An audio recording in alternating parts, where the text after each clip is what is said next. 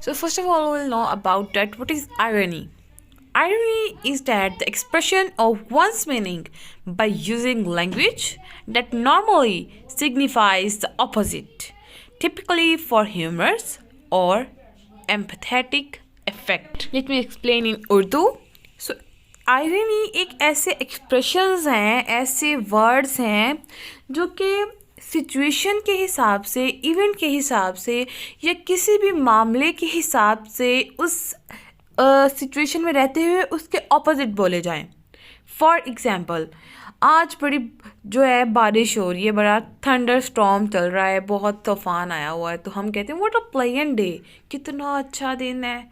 So it's irony because हमने उसके totally opposite बोला है कि आज कितना अच्छा दिन है, जबकि आज बिल्कुल भी अच्छा दिन नहीं है. Explain it that irony is a form of figure of speech in which a person delivering the ironic statement says something which is completely opposite to what they mean or what the reality of the situation is. क्या आपको बड़ी अच्छी तरीके से अब समझ आ गया होगा कि irony एक ऐसा verbal content होता है या कोई ऐसे इवेंट या ऐसा सिचुएशन होती है ऐसी कि उस सिचुएशन के लिहाज से हम टोटली ऑपोजिट रिस्पॉन्स देते हैं, उसको हम आयरनी बोलते हैं. जब हमारी एक्सपेक्टेशंस के बिल्कुल ऑपोजिट हो जाता है जो हम एक्सपेक्ट कर रहे होते हैं. फॉर एग्जांपल, हम एक्सपेक्ट करेंगे आज हमारे घर में बड़ी बिरयानी शिरयानी बनने वाली है, बट हम जब सडनली घर जाते हैं तो वो टींटे पके होते हैं. तो this type of situation is called irony, जब हमारी एक्सपेक्टेशन के बिल्कुल ऑपोजिट हो जाता है. So there are 3 types of irony: verbal irony, situational irony, and the last one is dramatical irony. So let me further explain all of these ironies. So first of all, we will discuss verbal irony. So verbal irony, it is used when a person wants to express something using speech which says the opposite of what they mean. यानी कि एक बंदा जब कोई बात कह रहा है ना, तो उसका बिल्कुल ऑपोजिट मीन हो, उसकी बात का वो मतलब ना हो, उसकी बिल्कुल ऑपोजिट हो. जैसे हम मजाक में कह दें कि आज बड़ा कूल डे है, ठीक है, ये रियलिटी है कि कूल डे है, लेकिन हम मजाक में कह दें इज़न्ट इट वार्म डे, कि ये आज कितना गर्म दिन नहीं है. हमने उस सिचुएशन के हिसाब से उलट ऑपोजिट बोल दिया, तो ये वर्बल आयरनी होगी. सो सिचुएशनल आयरनी क्या होती है? This is used when a situation does not have the outcome which was expect in first instance. पहली नज़र में देखने पे जो हमें लगता है, एक्चुअली जब वैसा ना हो, उसके बिल्कुल ऑपोजिट हो जाए, तो वो सिचुएशनल आयरनी होती है. जब सिचुएशन ही बदल के रह जाती है, उसको हम सिचुएशनल आयरनी बोलती हैं. For example, if a fire station वो जल चुका हो, फायर ब्रिगेड जहाँ पे होती है ना, वो सारा स्टेशन जल चुका हो, तो ये एक सिचुएशनल आयरनी है. क्यों? क्योंकि वो फायर स्टेशन इसलिए बनाया गया है कि वो बाकी बिल्डिंग्स को फायर से बचा सके, लेकिन वो खुद ही जल गया. हमारी एक्सपेक्टेशन ऐसी थी नहीं कि क्या वो खुद भी जल सकता है. जब वो खुद जल गया, सिचुएशन ऑपोजिट हो गई, तो that is called irony, situational irony. So last one is dramatical irony. In real life situation, it is applied when something happens and the person within the situation is unaware of the true reality. यानी कि हम जिस reality में रह रहे हों, ठीक है, वो हमारे इर्द गिर्द रहने वालों को सबको पता हो, लेकिन सिर्फ हम ही उससे जो है अवेयर ना हो, वो ड्रामेटिकल आयरनी कहलाता है. फॉर एग्जाम्पल, एडिपस रेक्स ले लो. एडिपस रेक्स में सबको पता होता है कि ऑडियंस को कि एडिपस अपने फादर को मारेगा and he will get marry with his mother. Oedipus also knows that कि उसने ऐसा ही करेगा, वो अपने फादर को कत्ल कर देगा और अपनी मदर के साथ शादी कर लेगा. बट एट द एंड सबको पता होता है कि जिसके साथ वो शादी कर रहा है वो उसकी मदर है. बट इडिपस रेक्स को नहीं पता होता दैट जो कैस्टा जिससे वो शादी कर रहा है वो उसकी मदर ही है.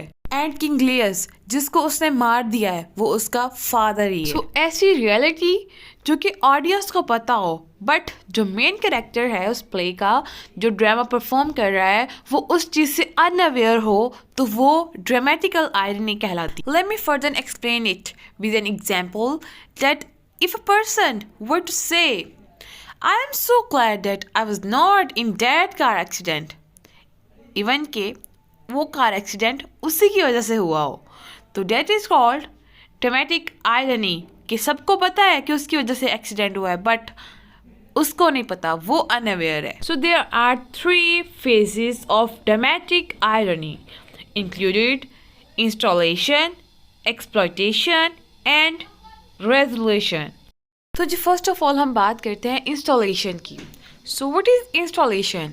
इंस्टॉलेशन एक ऐसी सिचुएशन होती है जब ऑडियंस को पता होता है सारा कुछ, वही ड्रामेटिकल आयरनी क्या होती है, वही एज इसकी डेफिनेशन है कि ऑडियंस सब कुछ जानती है बट जो मेन कैरेक्टर है उसका वो कुछ नहीं जानता। For example when Othello Iago pursued that Desdemona having relationship with Cassio, तब किसी को नहीं पता होता, तब लोगों को भी नहीं पता होता बट ऑडियंस जानती होती है सारा कुछ, जो सीन भी क्रिएट हो रहा है वो सारा कुछ कौन जान रहा है? ऑडियंस।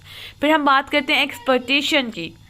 एक्सप्लॉयटेशन तब क्रिएट होता है जब क्लाइमेक्स होता है ना, फॉर एग्जांपल कि जब एक राइजिंग पॉइंट आता है, जब हीरो को जो मेन कैरेक्टर है उसके सामने उसको धोखा देने के लिए एक अनअवेयर सी रियलिटी खोल के रख दी जाती है।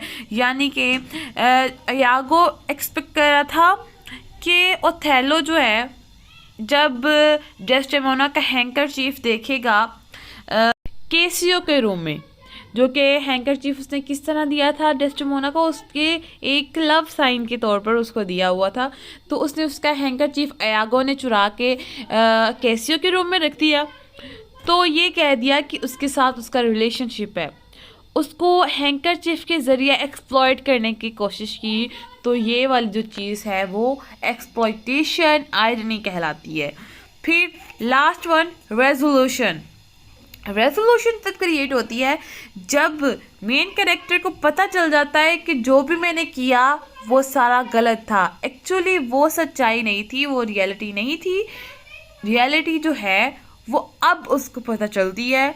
तो वो एंडिंग पे जब आकर जब कैरेक्टर का फॉल डाउन आता है या उसको सच्चाई का पता चल जाता है तो वो उसको अपनी गलतियां याद आती हैं, तो उसको रेजोल्यूशन कहते हैं। यानी कि ये तब हुआ जब ओथेलो ने डेस्डेमोना को मार दिया कि तुम्हारा कैसियो के साथ रिलेशनशिप है, लेकिन तभी यागो की वाइफ आई एमिली, उसने आके बताया कि नहीं भाई तुम्हारी वाइफ सही थी लेकिन जो मेरा शौहर था वो गलत था, उसने जानबूझ के इल्ज़ाम लगाया। तब तक बहुत देर हो चुकी जिसने मर्डर कर दिया था। तो एंड पे जो उसको रियलाइजेशन होती है वो कहलाती है resolution. Let's talk about the second type of verbal ironies, some kinds like overstatement, understatement as well as sarcasm. So first of all we will talk about overstatement. So what is overstatement? When a person exaggerates the character of something is called overstatement. Simply हम इसको ऐसे explain कर सकते हैं कि जब एक बंदा किसी चीज़ को बढ़ा चढ़ा के ओवर करके एग्जैजरेट करके मतलब बयान करता है, उसको हम ओवर स्टेटमेंट करते हैं। अपनी स्टेटमेंट को, अपने बयान को बढ़ा कर ओवर करके जब हम एक्सप्लेन करते हैं उसको हम ओवर स्टेटमेंट बोलते हैं। फॉर एग्जांपल अगर एक बंदा है वो कई हफ्तों से नहीं मिला दूसरे बंदे को, तो कहता है I don't see you for millions of hours और मिलियंस ऑफ ईयर्स, तो ये एग्जैजरेशन हुई कि उसने कई सालों का लफ्ज़ यूज़ कर दिया बढ़ाने के लिए अपनी बात को, ठीक है, अपनी फीलिंग्स को एक्सप्लेन करने के लिए उसने एक थोड़ी सी एग्जैजरेशन कर दी, तो वो ओवर स्टेटमेंट कहलाता है। अगर हम सिंपली बोलें कि वर्बल स्टेटमेंट क्या है, कि जो हम कहना चाहते हैं, जो हम बोलते हैं वो टोटली उसके ऑपोजिट होता है, कि जो हमारी बात होती है उसकी टोटली ऑपोजिट जो चीज़ होती है वो वर्बल आयरनी होती है। और उसी बात के मतलब को अगर हम बढ़ा चढ़ा के बयान कर देंगे तो वो ओवर स्टेटमेंट कहलाएगी। Second is understatement. Understatement when a person undermine the character of something, जब कोई बंदा किसी बात को कंसाइज करके, छोटा करके बयान कर देता है, उसको हम अंडरस्टेटमेंट बोलते हैं। अपनी स्टेटमेंट को छोटा करके, फॉर एग्ज़ाम्पल कोई बंदा बात कर रहा हो लेकिन एक दूसरा बंदा उसकी बात से बोर हो रहा हो, तो वो उसको कहे कि इतनी लंबी बात उसको सुना दे, और सामने वाला बंदा सिर्फ सुन के ये बात कहे एग्जैक्टली ऐसा ही है।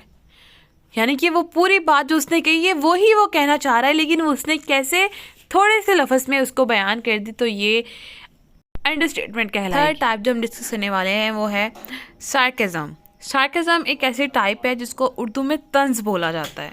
When people realize that actually it is not like that what they think it is. ऐसा नहीं होता जैसा वो सोच रहे होते हैं, जैसा अगला बंदा बोल रहा होता है वैसा कुछ भी नहीं होता, उसके बिल्कुल ऑपोजिट होता है, तो वो सार्केज़म कहलाता है। For example, I love your dress, it highlight also your double chin too. तो ये एक किस्म का तंज है जो आप पे किया जा रहा है। तो आपको पता चलता है कि आपकी जो है ड्रेस की तारीफ नहीं हो रही, ये एक्चुअली आप पे तंज किया जा रहा है कि आपकी डबल चिन भी इससे जो है वो प्रोमिनेंट हो रही है। तो नेक्स्ट हमारे पास टाइप्स आती हैं। फर्स्ट टाइप है cosmic irony, second poetic irony, structural irony and historical irony. तो जी फर्स्ट ऑफ ऑल हम बात करते हैं कॉस्मिक आयरनी की। कॉस्मिक आयरनी ऐसी आयरनी होती है जिसमें कोई सिचुएशन क्रिएट करने के लिए सुपर नेचुरल पावर्स इंटरफेयर करती है। When super natural power interfere in to create the situations is called cosmic irony.